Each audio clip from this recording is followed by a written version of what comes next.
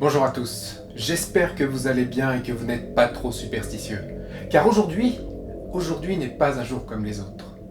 Aujourd'hui, je vais vous raconter une histoire qui m'est arrivée très récemment et qui a ébranlé mes convictions les plus pragmatiques. Nous sommes dans la nuit du 27 au 28 juin, il est 5 heures du matin. À ce moment très précis de la nuit, je dors à point fermé. Mais brusquement, un son étrange se fait entendre dans l'appartement. Ça, c'est un son que j'ai trouvé sur internet, très honnêtement. Le vrai son, il ressemblait plutôt à ça. Le son est suffisamment fort pour me réveiller, mais pourtant je ne m'inquiète pas plus que ça. Après tout, un chat vit dans la pièce d'à côté, il pourrait tout à fait produire ce genre de bruit. Mais le son se répète, 4 fois, 5 fois, irrégulier et puissant. Je décide alors d'aller voir ce qu'il se passe. Et par toute la force de ma volonté, je m'extirpe de mon lit. Un peu hagard, je déambule dans le couloir sombre. Et j'atteins la porte qui me permet d'accéder au salon. Ce que j'allais découvrir derrière cette porte allait remettre en question mes certitudes les plus solides.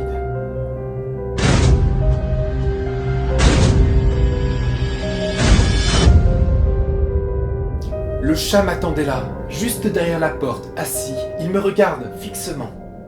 Il semble absolument terrifié. Je jette un rapide coup d'œil autour. Rien d'anormal. Pas un son, pas un bruit. Tout est absolument redevenu calme. Alors je ne sais plus quoi faire, je ne sais plus quoi penser.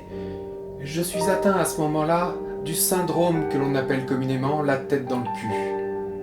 Alors que j'étais à 2 doigts d'admettre que tout ceci n'était qu'un rêve, le bruit se fait de nouveau entendre, fugace, proche et lointain à la fois, comme issu des profondeurs des ténèbres. Serait-ce l'œuvre du malin en personne ? Malgré mon esprit rationnel, je pense immédiatement à appeler un professionnel pour m'aider à identifier le maléfice dont je suis victime. Mais mon orgueil reprend alors le dessus. J'ai alors pris mon courage à une main. Oui, il tient dans une main, mais j'ai des grandes mains. Et dans l'autre main, je me suis emparé de la seule arme que j'avais en ma possession.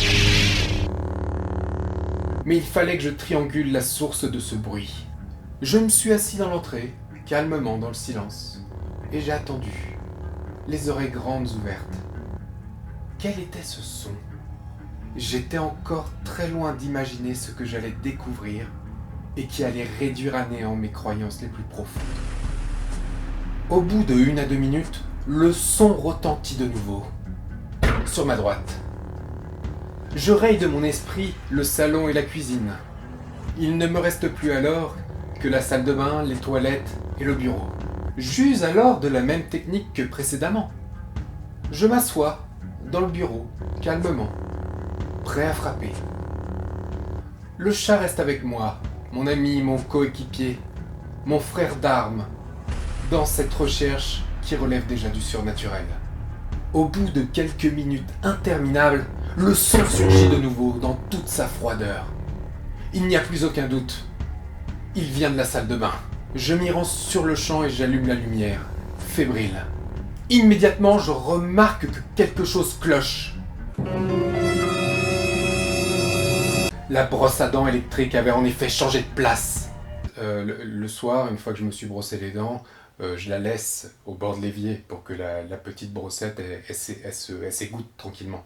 Mais je la retrouve à côté de la savonnette, très loin de sa place initiale, très loin à l'échelle d'un évier. Perdu dans ma perplexité, le chat prend l'initiative. C'est un chasseur, c'est un prédateur, un apex. Il saute dans l'évier et commence à inspecter les lieux. Mais au bout de quelques secondes, le son éclate. Le chat tressaute sous le coup de la peur et s'enfuit, la queue entre les jambes. Néanmoins, l'enquête est sur le point de se terminer.